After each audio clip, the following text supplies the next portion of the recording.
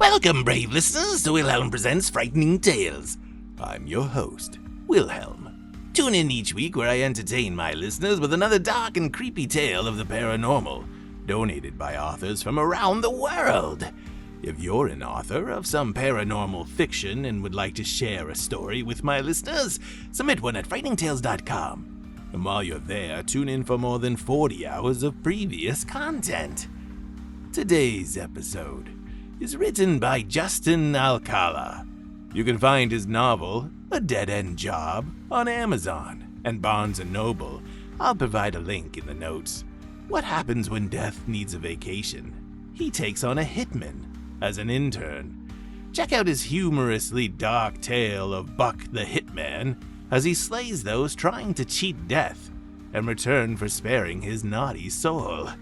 To learn more about Justin, visit him at justincalcala.com. Links provided. And now for today's tale, How the Devil Bargains.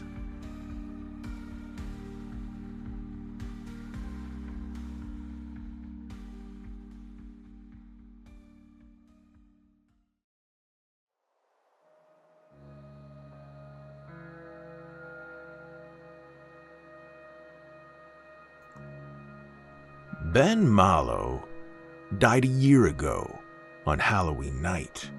It made all the news in Six Hills. But today, only 365 days later, it's as if Ben Marlowe never existed. Tanya Harms drove her bike into Canyon Lake 3 summers ago, and the town organized an annual memorial. For Ben, nothing. I guess dying on the best night of the year spoils any chance of candlelit vigils. I'd be part of the Six Hills oblivious if I hadn't seen him go. I didn't watch him die, but I saw them take him. The cops found the body 3 days later. My buddy Tommy and I planned a night of trick-or-treating, and when he quit, I stuck it out alone. Every police officer in the Chicagoland covered his disappearance, and I told them what I witnessed. The Hell's Night kids took him.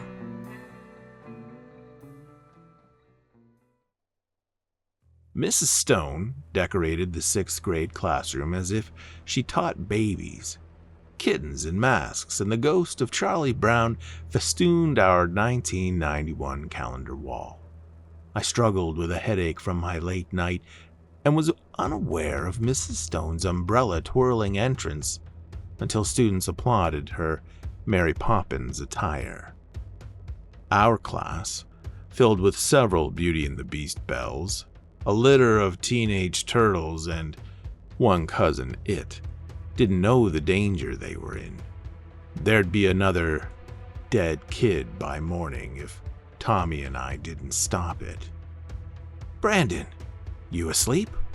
Tommy kicked my desk from behind. I turned to answer his dumb question while Mrs. Stone passed out papers. He was wearing the same costume from last year, the year Ben Marlowe died. Tommy was funny, tall and poor. He wore his dad's mechanic jumper with the worst Michael Myers mask known to humankind. Butter-colored skin with hair made of plastic twine. He sported the mask like a hat, his freckled face sticking out from the neck. "Seriously?" I asked, lacking inspiration for any better insult. "Do I look asleep?" "So, what's the plan?" Tommy asked. I drew it all out. I removed a paper ninja star from my suit pocket and tossed it at him.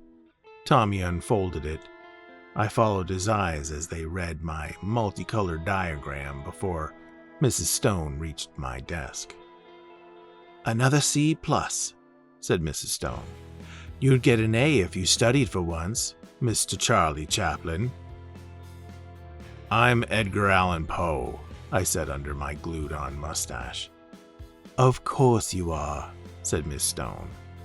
Those who dream by day are cognizant of many things, which escape those who dream only at night. Pardon? I asked. Try harder. Mrs. Stone placed my test face down and proceeded down the line. So, my ma said she'll drop me off at 3:30, Tommy whispered. I better see some freaking ghosts, dude. Not ghosts, I said. Demons. And by the end of tonight, we'll have saved 6 hills.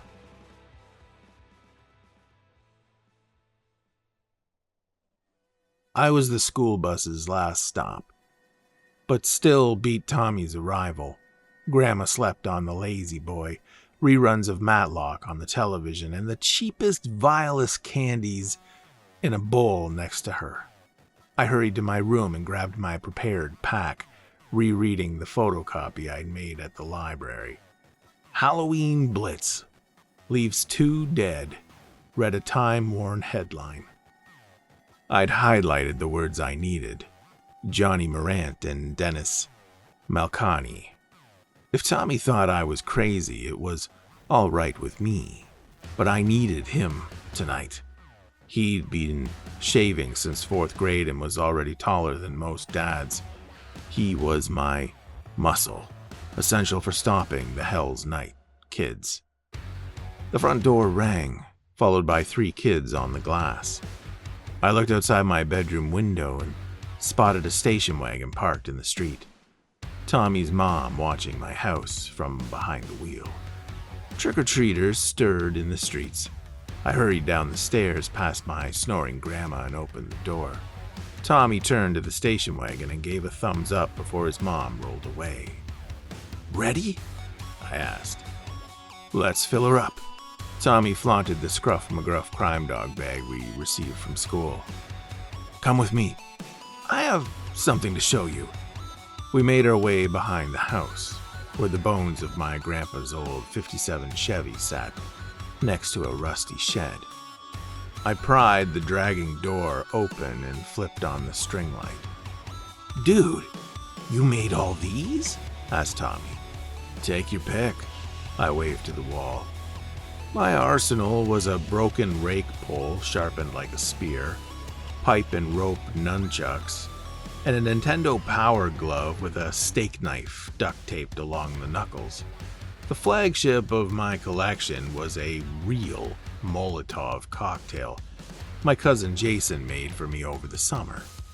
It pooled in a brown Miller Lite bottle with a washcloth stuffed in its top. Dude, Tommy squeezed on the Power Glove. We can get in real trouble with this. These are just backup, I said, stuffing what I could into my backpack. Our goal is to expel the Hell's Night kids. And to do that, we have to know their true names. And do we? Did you read the diagram? Dude, it's confusing. I'll explain on the way. But first, a deal is a deal. Let's go trick-or-treating. 6 Hills spared no expense on Halloween.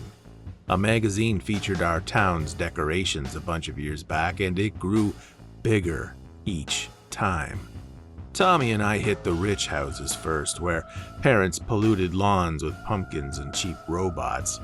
The Monster Mash played on repeat from someone's expensive stereo, heard half a mile away. Tommy's face lit up when the first full-size candy bar dropped into his bag. Dude, said Tommy, I love Halloween. So did the Hell's Night kids. Okay, so 2 boys who lived when our grandparents were kids murdered a family inside a house fire? And now they haunt 6 Hills. Uncle Donnie told me they get let out of hell on Halloween. He says his buddy saw them in front of Dell's Liquors when they were teenagers. And you swear you watched them take Ben away? 2 boys, dark clothes, red eyes. walked Ben into Pulaski Woods. So, I'm going to grab them, and then you're gonna say their names, and that'll kill them? I'm going to barter. Never come back to 6 Hills or we tell everyone your true names. What's with the names, anyway? I don't know.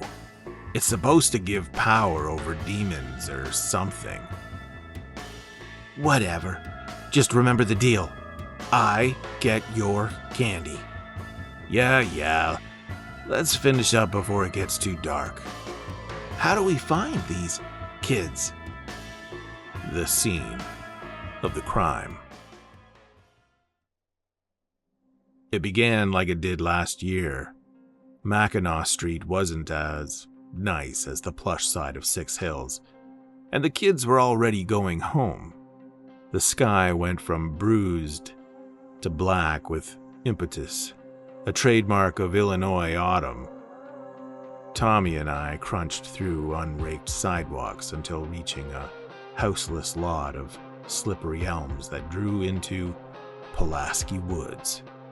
Squat bungalows sat on each side of the clearing. We chose the unlit house on the right, decorated in haystacks and a Chicago Bulls flag hiding behind its shrubs. The upstairs window was dark with a glow from a television playing Night of the Living Dead. This is where it happened? Asked Tommy, stuffing Snickers in his mouth. That clearing is the house's old spot, and where I saw Ben get snatched. Why'd they take him? Ben wasn't my friend, but he was cool enough. I guess the worst evil is just evil for no reason. Well, if nobody comes, I'll be ticked. I could have gone to my cousin's. 8th grade girls, dude. Here, I removed my handheld Terminator game from my pack. Play, eat candy, and stay hidden. What'll you be doing? I'm the bait. I came out of the bushes and walked up the front of the empty lot. The streetlight, 4 houses down, barely illuminated the miniature field. The woods opposite the side of the lot swayed naked, a few orange leaves desperately clinging to branch fingers. I stared into the forest void. Hellhounds and succubi changed back into tree trunks and henbit clusters. The wind picked up, and my breath hung in the air. I rubbed my stiff hands together like a fly, doubts stirring. Then I saw them. 2 sets of burning beads approached from the wood line. I searched for Tommy as a crush of trodden leaves drew closer. Candy wrappers and my handheld game lay behind the bushes. But Tommy was gone. I looked back to the empty lot where a pair of boys my height, donned in black flat caps, heavy coats, and laced boots approached. A waft of black smoke wafted from their jackets. With eyes like embers and skin a shade of sinewy red caked with mud, they strode to meet me, only stopping when we were in arm's distance. This was my moment to be plucky. This is when I'd say, Johnny and Dennis, by the end of the night you'll wish you'd never left hell. But I didn't say any of it. The sight of the boys I'd watched take Ben a year ago, whose clothes drew so dark the night brightened behind them, turned my bones to cement. You're the squealer who saw us nick Ben, ain't you? The kid with an overbite asked. They were boys with men's voices. You killed him, I said. Blow one down, and another will come, said one on the right, nose broken in 3 places. You, Johnny or Dennis? I stuttered, frailly trying to threaten them. The Hell's Night boys laughed united. "Someone's been beating their gums," said Overbite. "No, I did research," I said, my hand digging into my pack and retrieving the copied headline. "Look, ain't you a big shot?" said Broken Nose. "So, what do you want? Payback?" "Don't come back to Six Hills," I said. "Don't be a wet blanket," said Overbite. "I think you'd rather like our company. Come ankle with us in the woods. We want to show you something." "Johnny Morant and Dennis Malkani," I took a deep breath. "Leave now or else." "Or else what?" said Broken Nose, taking a step closer. An acrid odor like burned plastic stirred. My spine softened to papier-mâché as I drew out the nunchucks and pointed them headlong. Broken Nose slapped the weapon from my hand, his power sending electricity through my arm. Overbite reached and grabbed my lapel. The Hell's Night kids dragged me to the woods, but we only made it 10 feet when Michael Myers leapt from the edge of nothingness, shouldering Broken Nose to the ground. Armed with the power glove, a masked Tommy punched the taped knife into Overbite's belly. The demon peered down, released me, then grabbed Tommy's hand and crushed it. "Crap!" Tommy fell to his knees. "Brandon, help!" I should have felt guilty, but it was a pleasure to run. The blood in my body circulated again as I retreated to the house with the bull's flag. Breathless, I banged on the door of the roofed porch. No lights flipped on, and no one shuffled from inside. A lumpy scarecrow sitting on the haystacks by the entrance beamed at me. I flipped around, pressing my back to the house. To my amazement, Tommy limped into the house's yard, clutching his wrist. "You freaking coward!" he winced. "Those things broke my arm." I'm sorry," I said. "I'm scared. They're following us. I thought the names were supposed to stop them." "That's what all my books said. What's our backup plan?" "The backup." I dug in my pack, removing the brown Miller's Light bottle in a cheap plastic lighter. The Hell's Night boys tramped to the front sidewalks, shoulder to shoulder, staring as I struggled to light the rag in the fall breeze. "Little Gumshoe lamed off," said Overbite. "Most fun I've had in years." "You got gumption," said Broken Nose. "It might be time." Flame found the rag dried gasoline, lighting the cloth wick.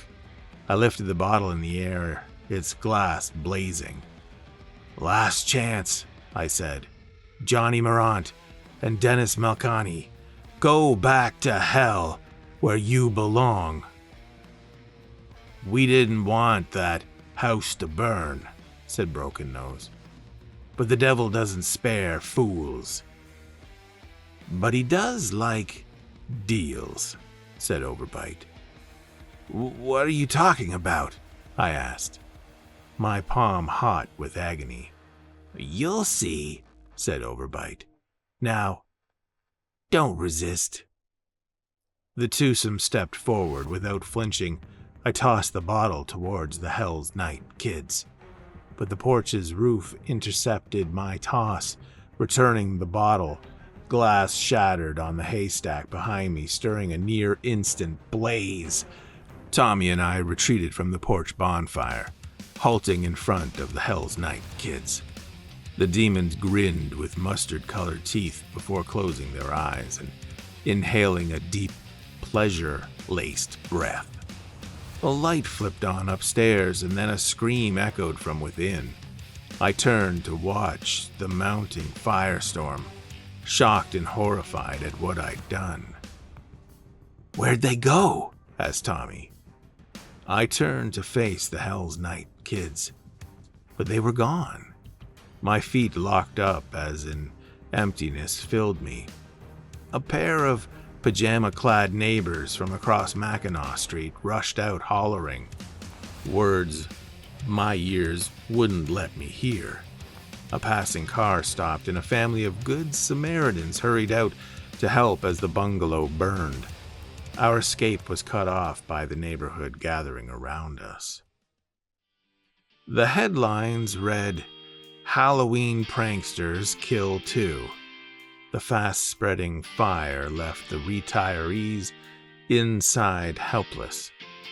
I never heard what happened to Tommy, but I'd see him again. Juvenile detention was only the start. The devil doesn't spare fools, but he does like deals. Soon enough, we'd be the town's new legends, and there'd be no escaping our ire. Why? I don't know. I guess the worst evil is just evil for no reason.